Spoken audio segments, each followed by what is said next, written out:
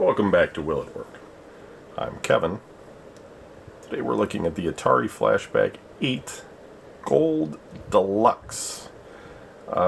This one is supposed to be a good one, as far as I know, of these various flashbacks. There's 10 of them now. This includes the wireless control sticks, as well as the paddle controllers, though those aren't wireless. And it isn't the line of sight wireless. Apparently these are the radio ones, which are supposed to be better. It has the ability to save and resume and rewind the game. It's chock full of 123 built-in games. Probably even has some mystery games in it, I guess, since there's 120, I guess. So maybe there's a bonus. Who knows?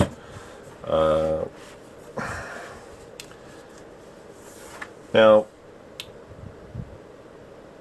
from what I understand with this particular unit, and I could be wrong, I think this actually will allow you to use an SD card. One of these does. And let me see here on the side, real quick. Controller port, HDMI output, power start.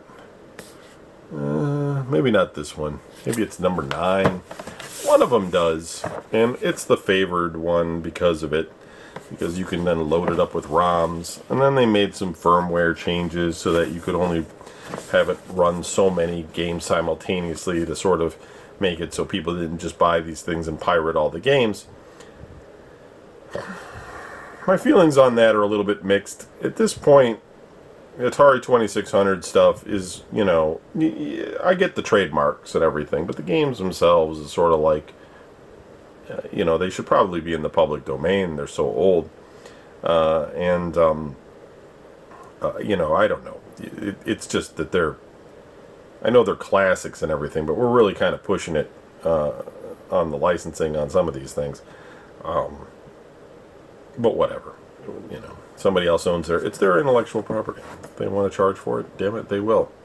But I just think, you know, wouldn't it be cool if you just could buy like one of these that's not illegal and it had everything in it like this?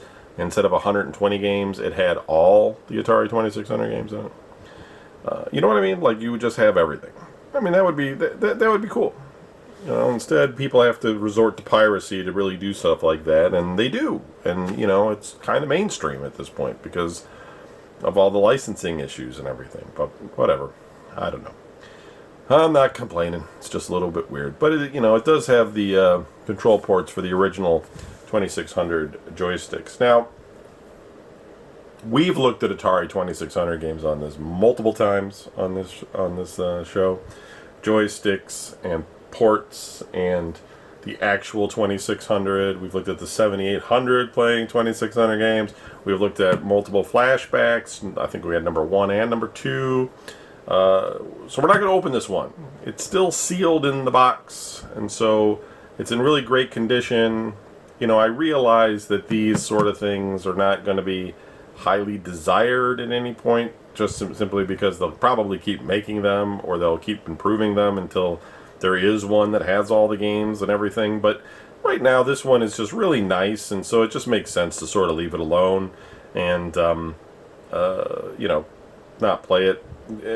If I didn't have, you know, 10 other Atari things to play Atari games on, yeah, I might open it up and check it out. But we all agree that at this point we don't need to see Joust again or anything like that. I know there's 120 games on here, so there's a big selection, but it is what it is.